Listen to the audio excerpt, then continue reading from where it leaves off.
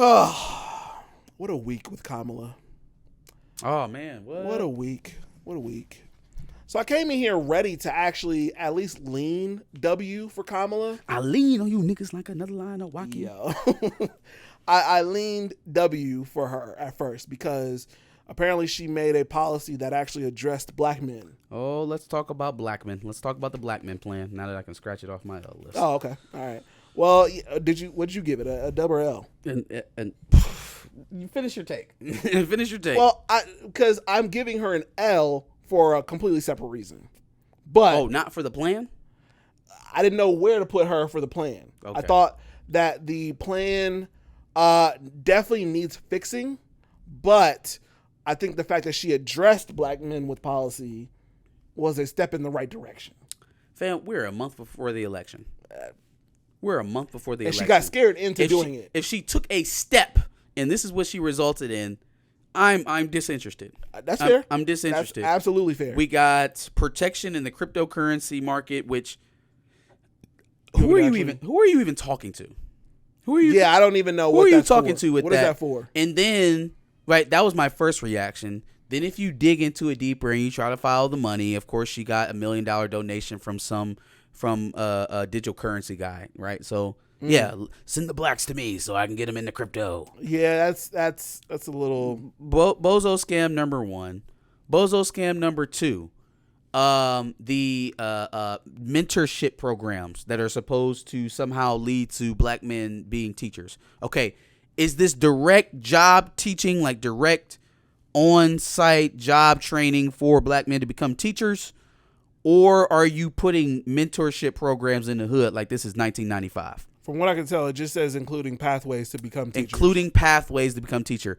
There's a pathway to become a teacher. You get a high school degree. You go to a post-secondary school, whether that be a community college or some other system maybe set up by Kamala Harris, probably not. And then you get that certification so you can be a teacher. That is the pathway to becoming a teacher. It's completely open to everyone. And it's already a thing. It's already a thing. Are you going to create certain initiatives for people to go out and recruit black men to become teachers? Because that's not what your policy says.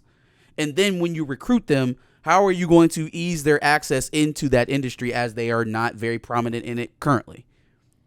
How are you going to incentivize black men maybe choosing this career path instead of others that are more lucrative and more suiting to their demographic? Is definitely low paying. How are you going to encourage black men to actually take this pathway to becoming a teacher without incentivizing it? Sure. Keep going. Providing 1 million loans that are fully forgivable to black entrepreneurs and others to start a business. I actually like this. I'm going to go ahead and apply. I'm going to try to get us some money for back of the bus. Yeah. If we get a check, boy, we're going to be in studio. That's a fact. So just look out for us. That's probably the only one. But everything about pulling black people out of their circumstances, whatever those circumstances may be, cannot be about entrepreneurship.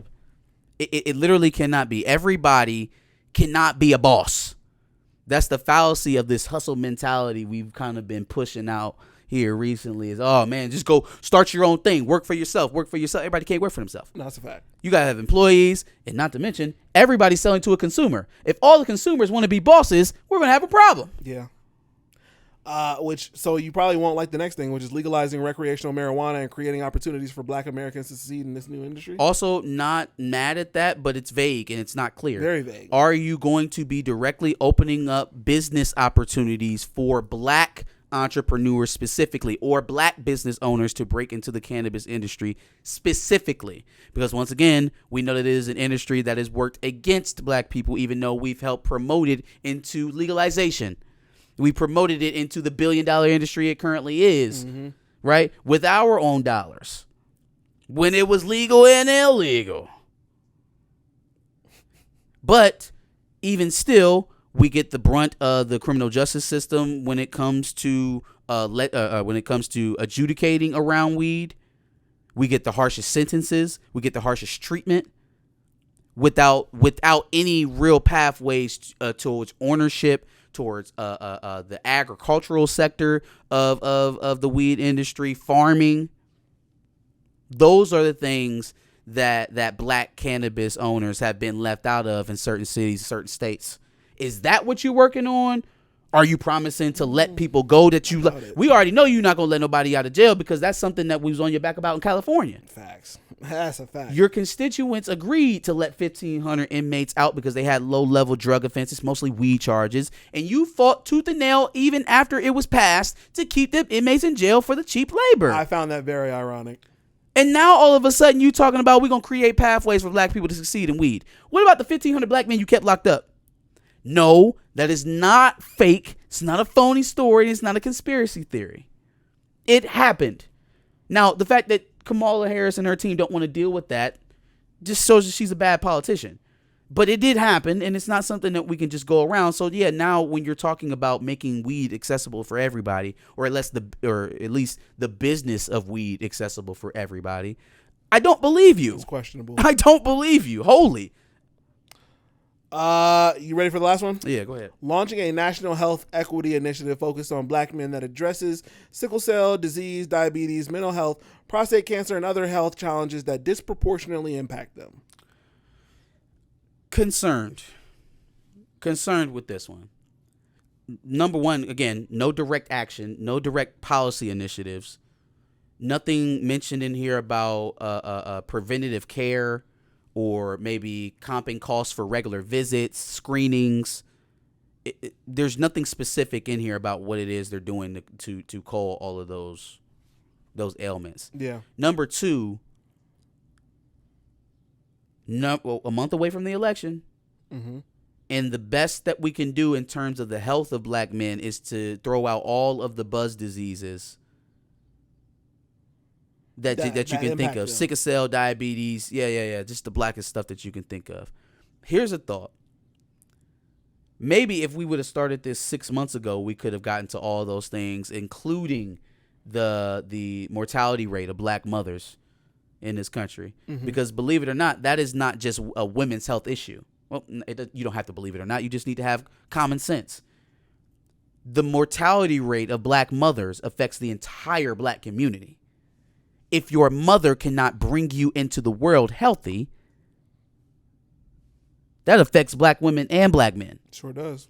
And black women die in this country at the rate of a third world country compared to other Western powers. That's the kind of stuff I want, like getting to the root cause of what is wrong with healthcare in this system, in this country. Not, we're going to make sure that you can get the camera up your butt for free.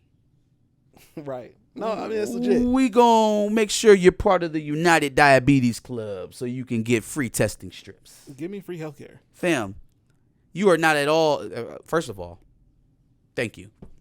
If you're not directly addressing how my healthcare is administered to me, you're not a serious actor at all. We already know she isn't a serious actor because of how she waffled on Medicare for all. Facts. So nothing about this plan is serious. There are no direct initiatives. There is no explaining what the problems are and how they're going to fix them at the root cause. There's nothing on here about reparations. Nothing. Absolutely nothing.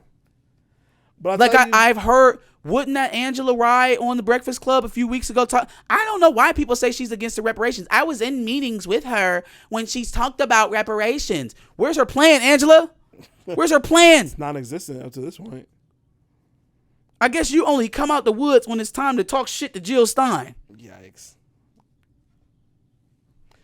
Now, I'll tell you why I guess I lean W. And it had nothing to do with what was actually in the policy itself.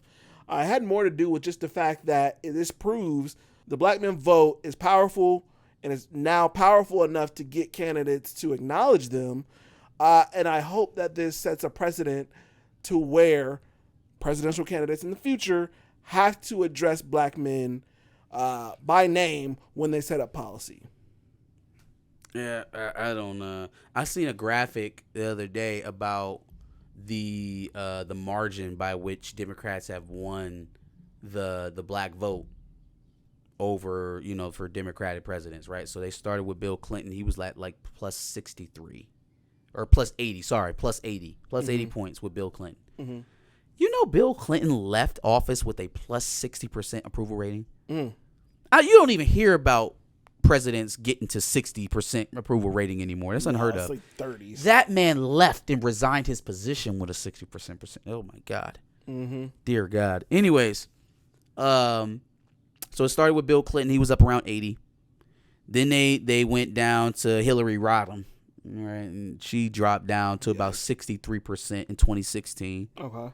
Then Joe Biden in 2020 had gotten down to plus 51. Right? No surprise there, with his corn pop stories and shit. And then Kamala Harris is only plus 46.